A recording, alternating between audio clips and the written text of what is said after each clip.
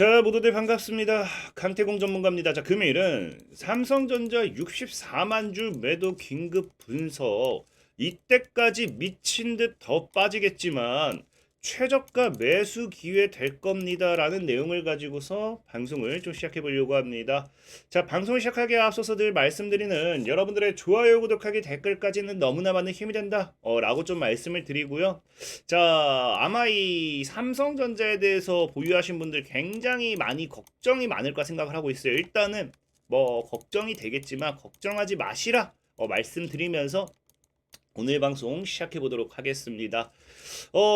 일단 여러분들 알다시피 지금 사실 시장에서 제일 문제되는 게 이거라 생각해요. 뭐 아무리 뭐 증시가 진짜 뉴욕 증시 같은 경우는 내리 상승세를 타고 있지만 우리나라 국내 증시는 말도 안 되는 하락을 지금 이어가고 있습니다. 사실 그 중에 가장 큰 이유가 이 삼성전자의 하락 여파다라고 좀 생각하고 있긴 있어요. 저희도 말씀드렸지만 뭐 삼성전자 이꼴 뭐다 코스피다라고 분명히 말씀을 드렸고 지금 뭐 52주 최저가의 외국인 매도세 뭐 5만 5천 원. 사실 지금 보면 알겠지만 5만 5천 원이 중요한 게 아니라 지금 시장에서의 이 공포감은 어디까지 5만 원까지도 깨러 가는 게 아닌가라는 이 공포감을 조성하고 있는 상황이라는 거예요.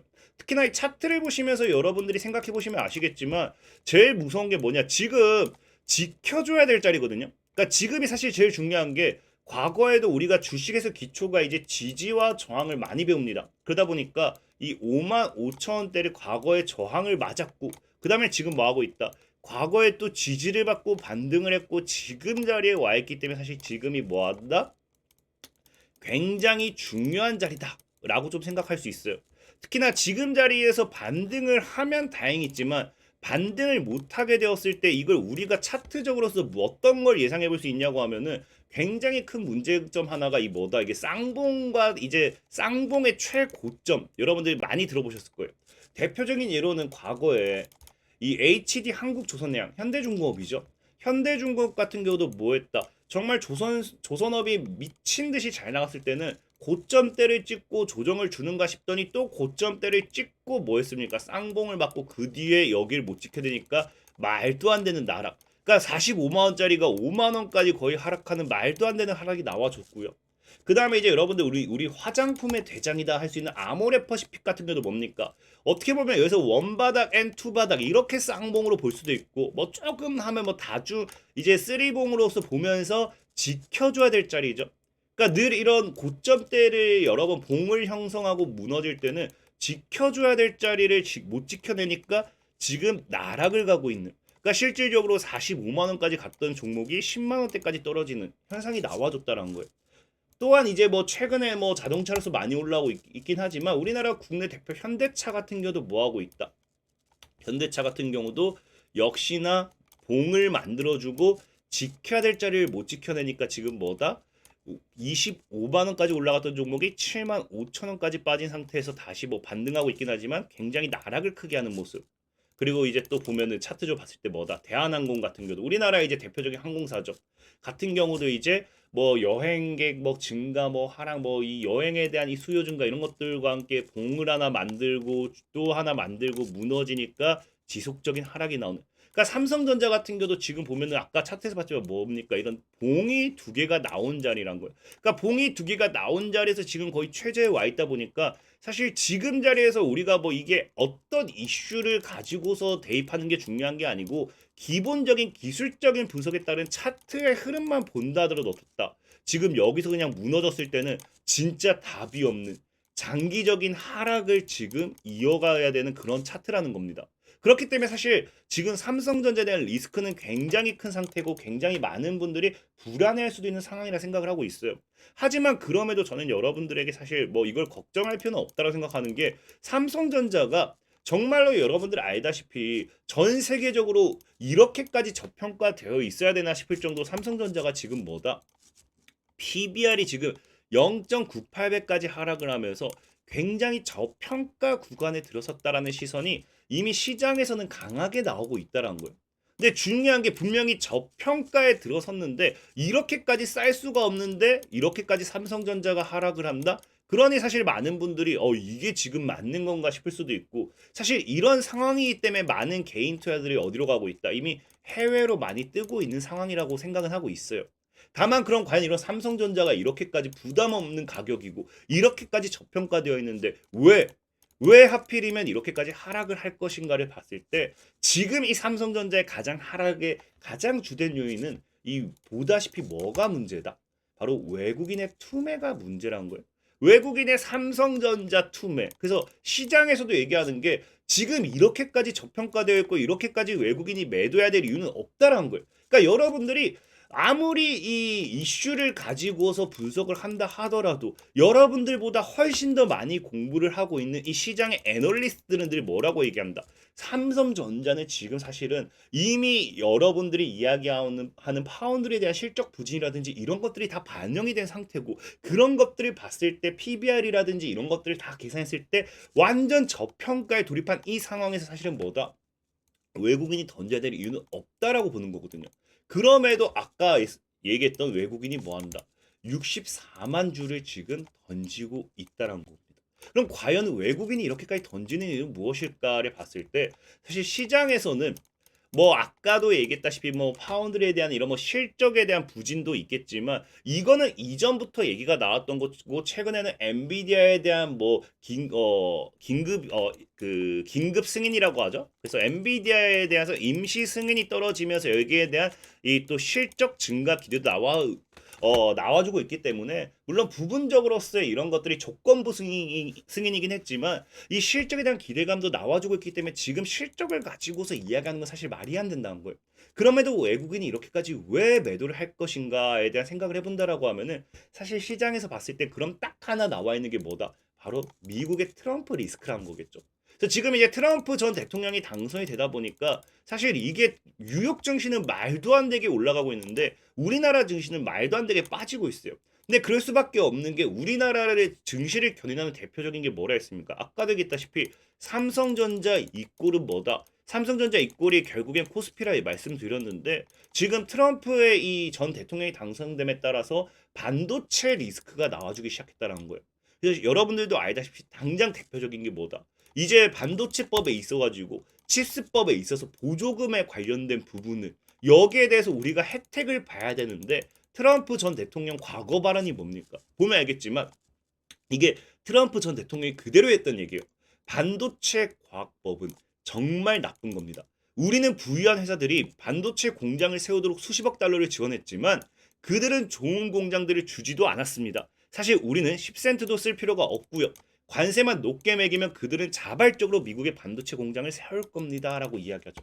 그러니까 사실상 다른 나라에 있어서 지원을 해줘야 될 이유가 없다는 겁니다. 그냥 관세만 높게 매김으로써 이 혜택을 받기 위해서 알아서 지들이 우리나라에 들어올 것이다. 미국에 들어올 것이다. 이렇게 얘기를 했기 때문에 지금 당장 문제가 되는 거는 이 트럼프 전 대통령이 당선이 됨에 따라서 뭐다? 이 반도체법에 대한 부분, 이 지원금이 없어질 확률이 굉장히 크다는 거거든요. 근데 저는 사실 이거를 너무 과한 걱정이다라고 좀 생각해 보고 싶은 게 사실 지금 시장에서 봤을 때 지금 시장에서 봐도 뭐 한답니까? 트럼프 칩스법이 폐기를 공약했지만 당장 이거를 행동으로 옮길 가능성이 낮다는 거예요. 여러분들도 알다시피 아무리 트럼프가 독재자를 하더라도 IRA도 그렇고요. 지금 칩스법도 그렇고요. 이거를 CNBC가 보도한 것도 뭐라고 얘기합니까? 이걸 당장에 철회하기는 어렵다라는 거예요. 그래서 지금 법안을 수정하겠지만 철회하지 않을 거라는 게 미국에서도 바라보는 시선이고요. 특히나 제일 중요한 건 뭐냐고 하면요. 이걸 폐기할 수 없는 가장 근본적인 이유가 여러분들도 알다시피 트럼프 전 대통령은 뭐다? 자국 우선주의입니다.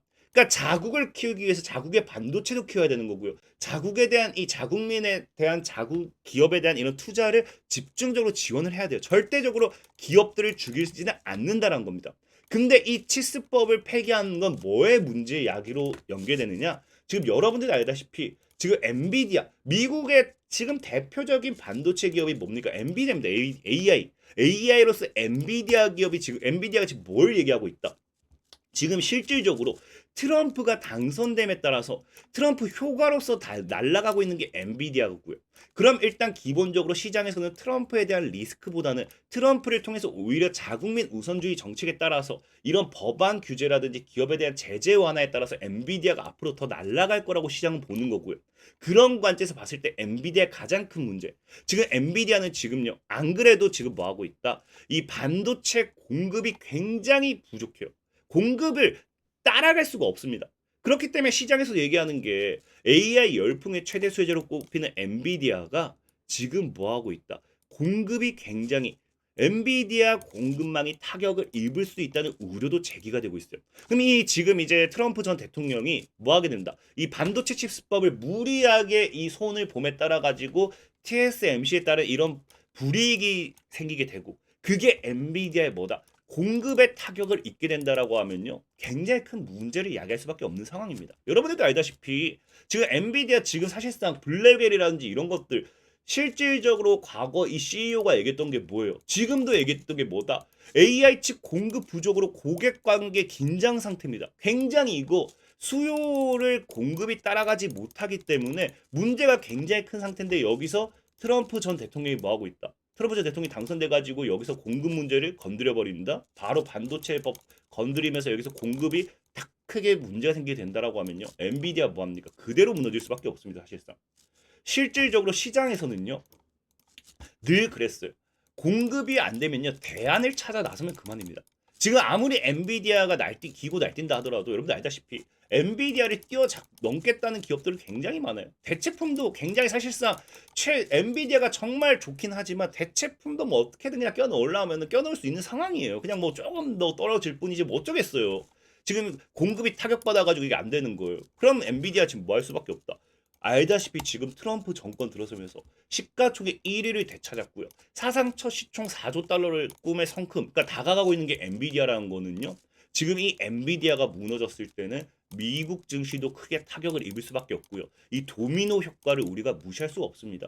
그렇기 때문에 사실상 반도체법은 제가 보는 관점에서는요. 분명한 거는 뭐 이 현재 리스크적인 부분이 없다라고 할 수는 없어요. 하지만 여러분들이 걱정하는 만큼 정말로 이게 진행될 수 있다, 진행된다라 생각하지도 않고요.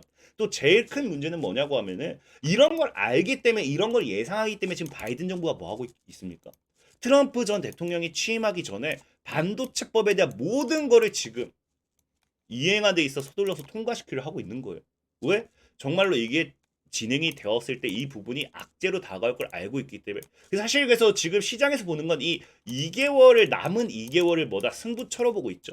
이 2개월 동안 남은 2개월 동안 바이든 정부에서 이거를 정말 어떻게 통과시키는지가 사실 제일 중요한 거고 이게 제대로 통과되지 못한다 하더라도 제가 봤을 때는 물론 이 리스크는 존재하지만 너무 큰 리스크이지 않을까.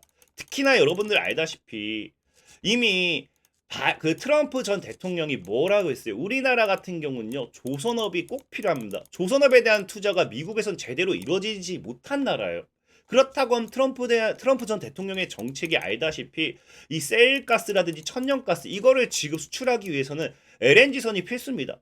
이걸 지금 반도체법을 타격을 입혀가지고 우리나라에 타격을 준다고 하면은 뭐 우리나라가 뭐 사실 속국 같은 느낌이 들 수 있어서 뭐 우리나라가 뭐 할 수 있어라 하겠지만 우리나라도 뭔가 할 수 있겠죠. 근데 그런 걸 생각했을 때는 서로가 윈윈이 되기 위해서는 트럼프 전 대통령도 굳이 반도체법을 건드려 가지고 우리나라와의 트러블을 만들 만한 이유는 없지 않을까. 그러니까 뭐 분명히 이 법안에 대해서 이게 뭐 좀 조정이 될 수는 있어도 이거를 없애지는 않지 않을까라는 거고 그럼 과연 이 시장의 이런 흐름을 봤을 때 왜 이렇게 삼성전자가 떨어질까를 이야기한다고 하면 저는 가장 큰 문제는 사실 이거라 생각해요. 지금 이 반도체 칩스법은 그냥 말도 안 되는 거고요. 가장 큰 문제는 이겁니다. 뭐냐? 여기 나와 있지만 뭡니까? 개미가 뭐했다? 삼성전자 눈물의 물타기라고 있다. 이게 눈물의 물타기라는 게 빠지니까 어쩔 수 없이 물을 탄다라는 건데 중요한 거는 이 물을 타는 거는 9월, 10월에만 삼성전자 12조 넘게 순매수했고요. 이 순매수에 대해서 있어서 대다수가 뭐다? 빚을 내서 매수했다는 거예요. 빚투. 이게 문제예요. 우리는 늘 이 주가 하락의 가장 큰 요인이 되는 게 뭐냐고 하면 신용장고입니다. 신용장고. 그러니까 굳이 개인이 신용으로 끌어올리고 있는데 이걸 외국인들이 뭐하러 이걸 사주겠어요. 실질적으로 보면 알겠지만 당장에 최근에 봤을 때 삼성전자가 이렇게 주가 하락을 하고 있는데 개인들의 신용 잔고 늘어나는 거 보세요. 말도 안 늘었어요. 그러니까 이렇게까지 늘어나 버리니까 외국인 입장에서는 이 개인들의 신용 잔고가 뭐 할 수밖에 없다. 부담스러운 상황입니다. 그렇기 때문에 외국인들 보면 뭐 하고 있다? 외국인들은 개인들이 사니까 이렇게 팔아버리는 건 어쩔 수 없는 문제고요. 가장 큰 문제는 여러분들이 외국인들이 계속해서 판다라 얘기하는데 저는 이제는 이게 저점을 잡아야 된다 얘기하는 게 뭐냐고 하면요. 우리가 그냥 투자자 입장으로서 말씀드릴게요. 투자자 입장에서 말씀드리면요. 외국인이 2023년도의 지분과 2024년도의 지분의 사이의 중간값을 계산해 본다고 하면요. 외국인의 평단가가 대충 얼마가 나와야 되냐고 하면 7만 나와요. 7만 원. 그러면요. 지금까지 매도하는 건 이해할 수 있어요. 왜? 삼성전자의 고점과 저점 때 평단가를 계산했을 때 최근에 매도한 이렇게 매도가 거칠어진 구간대 평단을 계산했을 때 얼추 지금 7만이 나와요. 그러니까 삼성전자의 외국인의 매도세가 지금 뭐 한다? 이렇게 수익에서 팔고 손실에서 팔고 개인들을 흔들기 위해서 팔고 이 위아래로 흔들어 제끼는 과정에서 뭐다? 평단가 대비해서 지금 흔들었기 때문에 외국인들은 지금까지 이 끌어올렸던 거에 대비해서 뭐 합니까? 손실이 난 건 없습니다. 하지만 문제는 뭐다? 지금 이제 손실권에서 팔고 있는 것도 있기 때문에 수익이 난 것도 없어요. 근데 문제는 지금 과거의 지분까지 이제 더 던지게 되기 시작하면요. 평단 아래에서 다 던지게 되기 때문에 이제는 뭐다? 이제는 외국인도 손실권에서 팔아야 된다는 거예요. 그래서 삼성전자를 지금 더 팔다 하더라도 어느 정도 앞으로는 뭐가 될 수밖에 없냐? 제한적인 하락이 나와줄 확률이 굉장히 크고요. 이게 지금 어디까지 빠질 것이냐 봤을 때는 아까도 얘기했다시피 개인들이 사실 신용이 빠질 때까지는 계속 흔들어 제낄 겁니다. 어쩔 수 없어요. 또 과거에도 보면 알겠지만 과거에도 이 당시에 10만 전자 가내만 할 때 이 당시에도 뭐였어요? B2가 사상 최고치라고 하면서 개인들이 이빠이 올려쳤잖아요. 그러니까 이렇게 흔들어 제끼면서 아까 외국인들 잔고 바닥 찍으면서 다시 끌어올렸던 거고 이번엔 뭐다? 단기간에 이제 끌어내렸다는 거예요. 급격하게 끌어내렸다는 거는 급격하게 끌어올리겠다로 보는 거와 동일합니다. 그렇기 때문에 저는 이게 어느 정도 바닥만 잘 다져주면 충분히 올라갈 수밖에 없는 상황이지 않나 좀 생각해보고 있고요. 그리고 제일 큰 건 또 뭐냐? 제가 과거에도 얘기했지만 작년 아니죠. 2022년도 6월 달에도 말씀드렸어요. 삼성전자가 역사적으로 이건 삼성전자의 역사입니다. 늘 삼성전자가 말도 안 되는 하락을 했을 때 늘 마이너스 35%에서 마이너스 45% 사이였어요. 그러니까 이 이상의 하락을 만들었던 적이 없습니다. 절대적으로 반토막 이상을 깼던 적이 없어요. 고점 대비. 근데 지금 삼성전자의 차트를 봤을 땐 뭐다? 지금 삼성전자의 차트를 봤을 때는 딱 고점 대비 지금 마이너스 39%인가 하락했어요. 그러니까 지금 이제 추가적인 하락이 나와봐야 저는 이게 역사적으로 봤을 때 추가적으로 하락이 나와봐야 제한적인 하락이 나오는 게 맞다라 보고 있고요. 다만 문제가 되는 거는 이거는 문제가 돼서 차트적으로 말씀드린다고 하면은 역사적으로 이 월봉 60월봉을 깬 적이 없습니다. 추세를 깬 적도 없어요. 근데 지금 사실 추세 이탈도 나왔고요. 월봉 이탈도 나왔기 때문에 사실 리스크가 존재하는 건 부정하지 못해요. 그렇기 때문에 이 5만 원 선을 지키는 게 가장 중요하다 말씀드리고 싶고 5만 원 선만 지켜낸다라고 하면 크게 걱정할 필요는 없다라고 좀 말씀드리고 그래서 이 5만 원이 오면 뭐다? 이 5만 원에선 저는 최저 매수 구간이라 생각하고 있고 앞으로 더 민다더라도 5만 원 이 구간이라 생각하고 있기 때문에 너무 걱정할 필요는 없지 않을까 좀 생각하고 있고 뭐 이거 더 빼면 어떻게 합니까? 뭐 더 빼면 이제 우리나라 망하는 거지 뭐. 삼성전자가 무너지면 사실 저도 얘기했지만 삼성전자 있고 코스피이기 때문에 삼성전자 무너지면 그냥 도망쳐 말고는 없다 생각하고 있어요. 그래서 일단은 5만 지킨지 보시면서 대응하시면 될 것 같다 좀 말씀드리면서 오늘 방송 마무리하도록 하겠습니다. 자 지금까지 강태공 전문가였고요. 여러분들의 좋아요, 구독하기, 댓글까지 너무나 많은 힘이 된다 말씀드리면서 자 모두들 안녕.